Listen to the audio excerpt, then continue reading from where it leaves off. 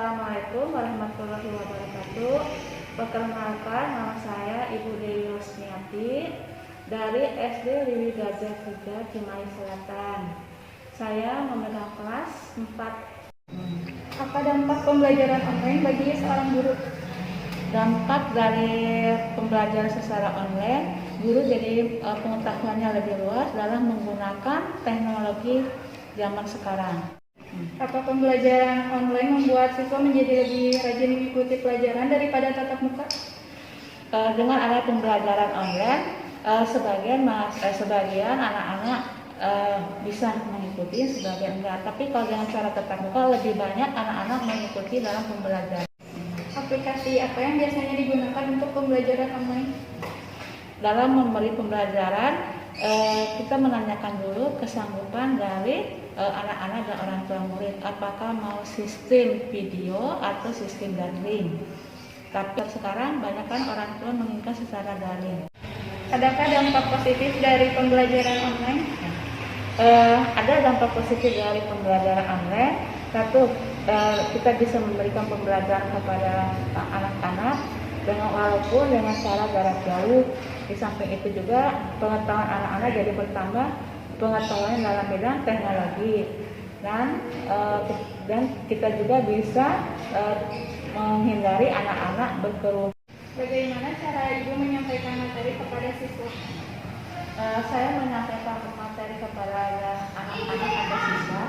Pertama-tama saya menggunakan video call, memperkenalkan ke anak-anak, menanyakan bagaimana keadaan anak-anak, apakah mereka sudah siap menghadapi materi pembelajaran. Setelah melakukan melalui video call, kita memberi tugas dengan menerangkan melalui YouTube. Nah, nanti dari itu baru kita memberikan pelajaran lewat daring atau melalui WA. Hal apa yang Ibu lakukan kepada orang tua siswa yang belum memahami cara menggunakan aplikasi pembelajaran online? Kepada orang tua yang belum bisa menggunakan aplikasi yang kita akan serahkan, kita memberikan pengarahan dan cara-cara menggunakan aplikasi tersebut dan mengikuti kesanggupan dari orang tua dengan cara apa, misalnya mau cara classroom atau video call atau dengan cara WA.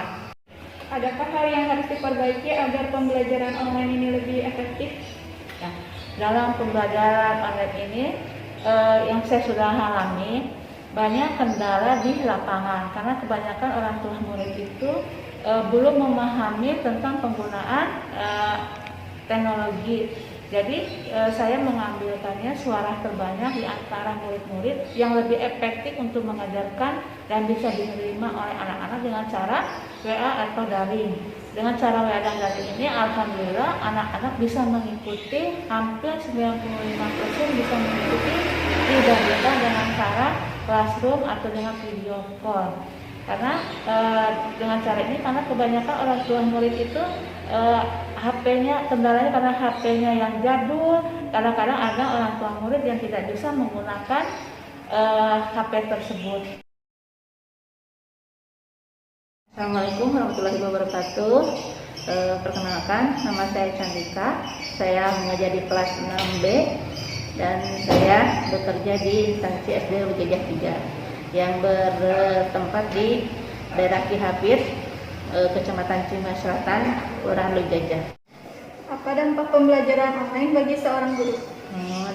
Dampaknya mungkin kalau bagi seorang guru, ada juga kan guru yang bisa IT, ada yang tidak. Mungkin berdampaknya karena memberikan pembelajaran kepada anaknya kurang memuaskan juga ya, dampaknya seperti itu. Mungkin kalau bagi bagi guru yang udah melek IT mah, yang masih muda malah pasti dijamin pada bisa ya. Tapi kalau mungkin untuk usia udah di atas 30 atau 40 mah, yang mungkin yang IT-nya kurang, bisa berakibat juga pada pemberian materi kepada anak, jadi kurang dipahami oleh anak juga, atau kurang memberikan penjelasan karena kurangnya IT yang mendukung untuk pembelajaran tersebut. Apa pembelajaran online membuat para siswa menjadi lebih rajin dalam mengikuti pelajaran dibandingkan dengan tatap muka? Kalau untuk kegiatan, misalkan kalau secara daring, untuk kegiatan memberikan tugas, sebagian yang rajin, ya mungkin untuk anak yang pintar bisa saja ya mengikuti gitu, bisa mengikuti. Tapi kalau untuk anak-anak yang mungkin masih di bawah apa ya, maksudnya bukan bodoh sih, yang mungkin tidak rajin ya, malas gitu, mungkin merasa anaknya juga udah jenuh, kurang aktif gitu, banyak yang tugas yang tidak dikerjakan karena dengan materi yang diberikannya tidak dipahami, kurangnya pemahaman dengan materi. Kalau anak pintar mungkin beda dengan anak yang kurang, apalagi dengan orang tua yang mendukung juga kan, bisa mendukung gitu. Orang tuanya yang kerja di pabriknya kan kemungkinan bisa membuat kendala juga ke anaknya, karena apalagi dengan anak yang malas bisa juga mengakibatkan tugas tidak efektif gitu, pengumpulan tugasnya. Jadi sebetulnya hanya setengah-setengah sih. Untuk anak yang pintar mungkin tidak bermasalah, tapi untuk anak yang kurang bisa mengakibatkan ya tugasnya kurang full gitu dikumpul. Aplikasi apa yang biasanya digunakan dalam pembelajaran online? Kalau aplikasi macam-macam ya. Seorang guru kan memang harus dituntut dari dinasnya juga, harus memberikan pelayanan, harus memberikan materi atau memberikan penjelasan kepada anak, harus yang semaksimal mungkin yang bisa dipahami oleh anaknya. Kita memberikan kayak absen bisa Google Form, tapi ada juga yang orang tua nggak bisa absen, bisa menggunakan WhatsApp. Kalau untuk pembelajaran bisa sekarang yang rekam itu, yang rekaman, bisa juga Zoom meeting. Kalau apalagi pembelajaran matematika, kalau tidak secara, kan kita nggak bisa tatap muka ya. Kalau dengan Zoom meeting kita bisa lihat tatap muka juga sama anak, jadi lebih jelas ke anaknya juga, lebih enak gitu untuk penjelasan matematika. Mungkin ya kayak kayak blog untuk materi kan bisa, anaknya bisa tinggal buka ke blog itu. Jadi kalau misalkan nggak menggunakan blog kan pasti menumpuk di memenuhi memori tersebut kan, memori HP. Jadi bisa menggunakan blog, Zoom meeting, WhatsApp, rekam atau tangkap layar. Mungkin hanya itu yang saya gunakan untuk pembelajaran cepat. Adakah dampak positif dari pembelajaran online? Dampak positifnya mungkin kalau bagi guru ya, dampak positif bagi guru mungkin kita yang asalnya guru yang tidak melek IT jadi tahu juga kayak Zoom meeting kan. Dulu kita nggak pernah pakai Zoom meeting kan, nggak pakai karena kita tetap muka. Kalau semenjak adanya daring kita bisa menggunakan Zoom meeting, Google Form juga jarang dipakai lah kalau tatap muka. Kalau secara daring kita hampir setiap hari untuk evaluasi, untuk absen kita menggunakan Google Form, untuk penjelasan ke anak pakai Zoom meeting. Mungkin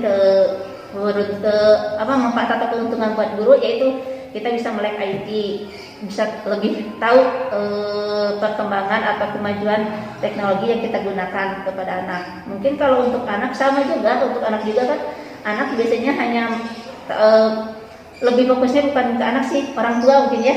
Ke orang tua juga jadi tahu, jadi melek IT gitu, tahu apa itu Google Form, apa itu Zoom meeting. Jadi mereka juga tahu menggunakan atau mengaplikasikannya IT tersebut.